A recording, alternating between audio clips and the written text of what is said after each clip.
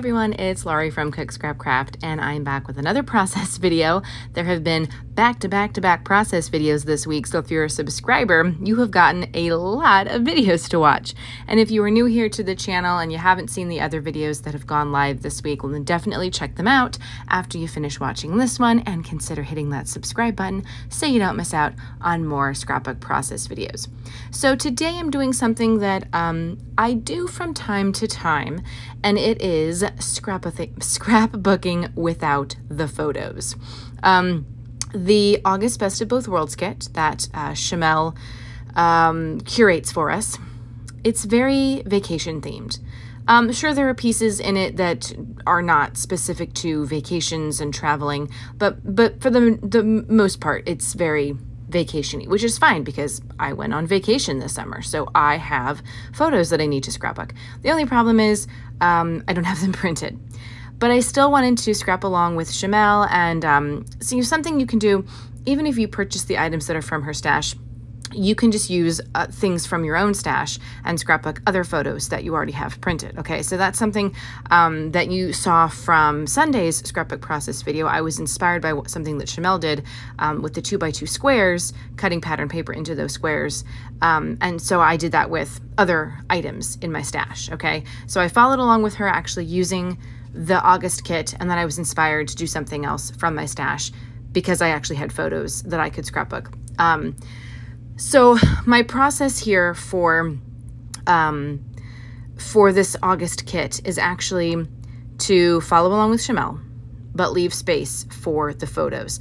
And that means I'm marking down what size I need. So like if it's a 4x6 or a 3x4, and I'm actually going to be cutting cardstock, white cardstock, as either a placeholder or as a matting. So even if I print a photo as 4x6 and I have a white piece of cardstock that's 4x6, I can always cut the 4x6 photo down a little bit and get some matting.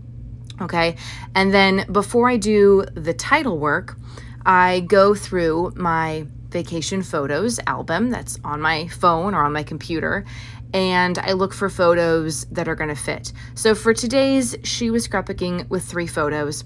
So I went through my album and I looked for 3 photos that I thought could work. And of course, it couldn't just be 3 photos. One needed to be 4x6 vertical, and 2 needed to be able to be cut down to 3x4 and be horizontal. So I did find them.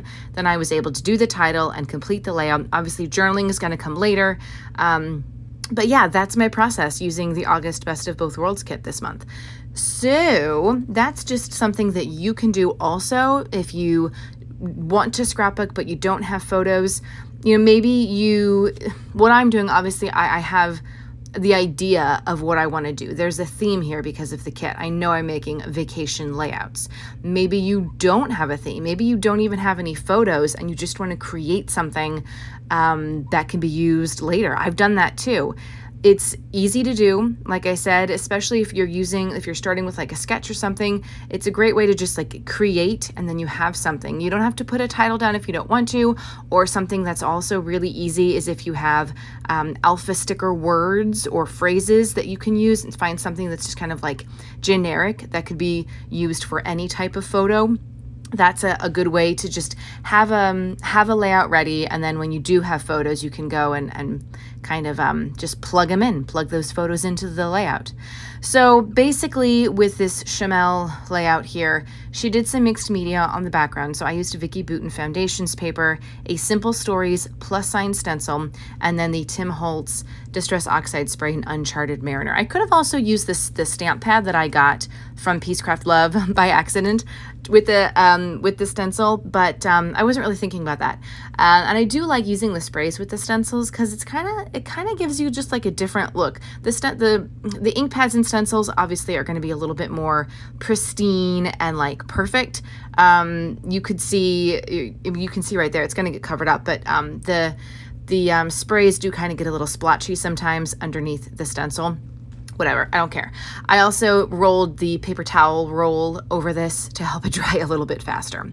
And so then the top and bottom are actually paper strips cut from a 12x12 pattern paper. They look like they could be border strips or branding strips, but they're actually not. So I cut them to 1 inch That's what I did. I don't know what Shimelle did, but I cut them to 1 inch. I like that size. Makes a nice border for the top and bottom. And then it's basically a lot of cutting apart cut-aparts using some of the spare 2x2 squares from her first August YouTube live. And then I end up going back in and adding just a couple like extra stickers and stuff, just because I felt like I wanted something just a little bit more in certain places. But you know, you can do whatever you want with the embellishments. She really did not embellish this layout that much. So that's why I do kind of like attempt, and I think it'll be a little bit easier once I get the photos in. I did write down, I am going to write down, I'm not using those photo bits that you can see I use those to cover photos when I do my mixed media. That's not what's going to be living on this layout as like the matting for my photos. I am going to replace those.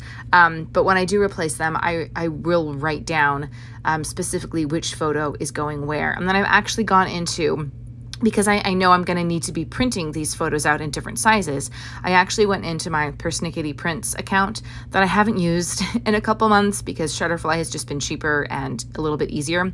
But I went into Persnickety Prints and I've actually uploaded the photos that I know I'm using so far. So we've done 2 Shimelle August layouts as of this process video. And so that's 4 photos that I know I have layouts for. So I uploaded those 4 photos into my Persnickety Prints account, and I labeled them with, you know, train station 4x6, train H for horizontal 3x4. So that way when I go to print them, I know, okay, this is the size of this photo that I'm going to need. And with Persnickety Prints, you can print them in a variety of different sizes, which is really nice. So you can see the layering is basically, like I said, the cut aparts, which I am inking with black ink on the edges. If you have the Uncharted Mariner ink pad, you could use that too. That would go nicely with the Uncharted Mariner mixed media in the background. There are a couple pieces that are actually the branding strip. So the pink paper with like the white polka dots, that is a branding strip from one of the 12x12 papers in this collection. And it's just been cut into, I guess, 3 pieces so that it's sort of like all over the place. And then there's also a plus sign pattern paper from that Simple Stories Let's Go collection. Simple Stories likes its plus signs. You can see that's why I picked that stencil, because I knew that that paper was in this collection. Shimelle used a different stencil. I guess it was part of the kit. I don't know, but I don't have it, so that's why I chose a different stencil. So obviously you can do the same thing. You don't have to use exactly the same products as her, but that plus sign paper, or that plus sign little strip, is making an appearance, which was fitting. And I think that was also one of the branding strips from that paper collection. So I like that this is kind of a mixture of the cut aparts, some of the pattern paper, and then some of the border strips. So you're using quite a lot of different parts of all of the paper here, which I think is really nice. The only thing that I did struggle with here a little bit was figuring out the placement of the photos. Obviously, I knew where they were going to go in relation to where Shimelle put hers, but hers just looked a little different than mine, and I don't know if I missed out on, maybe she used a different dimension of the horizontal photos. I was pretty sure that I heard her say 3x4, but I also kind of like fast forwarded through certain parts or kind of came into it a little bit late. So there were probably parts that I missed, but I thought she said 3x4, which is why I cut those white cardstock squares into 3x4. So in order to make a design that I liked, I wanted the 3x4 horizontal photos to be slightly above and slightly below the 4x6 photo. You'll see what I mean when I go to put it all down. So in order to have that happen, that white cardstock needs to have a border. And so that's why I am going to mat it with this yellow cardstock that's from my stash. I picked yellow because there are some yellow elements in some of the papers. I thought it was nice and bright. Actually, I end up using yellow enamel dots from the Simple Stories Let's Go collection, so it all kind of works out. But so yeah, I'm gonna mat that, obviously ink the edges of that yellow cardstock. And so then when I print the 3x4 photos, I might have just the yellow as the matte, or I might still cut those 3x4 photos down slightly so that there are going to be two mattes. There's going to be a white and a yellow matte.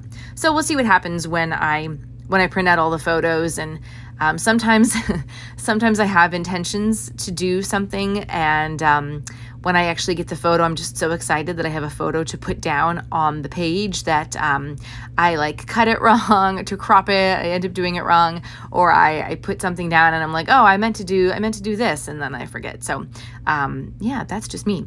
Obviously that piece right there needs to be cut off because it's going off the edge. That was the only piece that kind of really went off the edge like that. Everything else was pretty even, so I just had to cut that little bit off. That's a nice spot for journaling. Shimelle did her journaling on the orange tag spot. That's over on the right-hand side. I'm not sure where I'll do my journaling yet. I think it also depends on if I end up adding any more embellishments to this. That's something that's kind of tricky when you are scrapbooking without photos, especially if you're doing something that's more general and not themed, like vacation. It's just kind of hard to know what embellishments to use and also where to put them. Like I have those, there are these phrase stickers in the Simple Stories Let's Go collection sticker book that I'm pulling the alpha stickers from right now. And my title is Ticket to Ride because I'm doing train station pictures for this layout. So yeah, although when I look at this, the way they did the eye, it kind of looks like a U, so it almost ends up looking like Ticket to Rude. I don't know. Thanks a lot, Simple Stories. But anyway, what was I saying? Oh, there are these phrase stickers, and I really wanted to use at least one of them somewhere on the layout. And I was like, oh, it would actually look really good going on top of the photo. And I'm like, well, I can't use it because I don't have the photo yet. So that's one of those things where it's like, I might have to make a note to myself or set that aside, like with this layout, like paperclip one or two of those phrase stickers to this layout so I remember that I wanted to put them onto the photos when I have them. Yeah, but you know, it's totally doable. To not have photos and still scrapbook a layout is totally doable. I know it seems like kind of weird and it seems kind of hard, but it is doable. I'm just giving you some tips to make it a little bit easier. So I am almost done with this layout. I put the enamel dots down, kind of in the same positioning that Shimelle put hers. And right now I'm just kind of going through the sticker book there to see if there's anything else I can add, because I do like a lot of embellishments on my layouts, and this is pretty embellishment light. So there's a little tag that says "Away We Go" that I tucked up at the top. And there are so many good stickers in this sticker book. There really are. See, there's what have I got there? Well, now my head's in the way, so you can't really see. There's a little ticket piece, the ticket sticker. I used the top half of it on the first layout with this kit, and so I was like, you know what? I'll just pop the second one under there. It's a nice little like layer piece. But there are so many great stickers in this book, and it's like, oh, I want to use them all. I want to use them right now, and then I have to kind of like, you know, take a step back, and there's where I'm like, oh, this will go really well over a photo, but I don't have a photo. So yeah, but like I said, I have to take a step back and be like, there are plenty of time, plenty of space to use these. It doesn't have to be on this layout. There's something to be said about a layout that just doesn't have a lot of embellishments, because there are a lot of patterns going on here. There's the mixed media. There's a variety of different patterns and papers going on, you know. It doesn't have to be a lot of like other small little things. So that's something, a tip for you, and that's something that I need to come to terms with on some of the layouts as well. I tucked another circle sticker in there behind there just because I wanted a little bit of something extra, and we'll see what happens when I get the photos if I add anything more. So these are the close-ups. I hope they give you some nice detail, and I hope this video was inspiring to you. Thanks so much for watching all the way to the end, and I'll see you next time. Bye!